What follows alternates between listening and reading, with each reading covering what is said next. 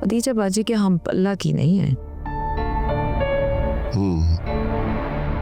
मुझे नहीं लगता कि खदीजा बाजी सहर का हाथ जुबैर के लिए मांगेंगी। मैं खदीजा बाजी से बात करके देखूं। सहर के हवाले से ही करती हूँ, अभी रमशा का नाम नहीं लेती, जरा उनका सहन चेक करती हूँ। ठीक है, कर लो बात, लेकिन पहले उनका जहन जान लो।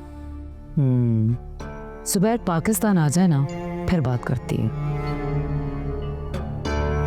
ठीक, जैसे तुम्हारी मर्जी।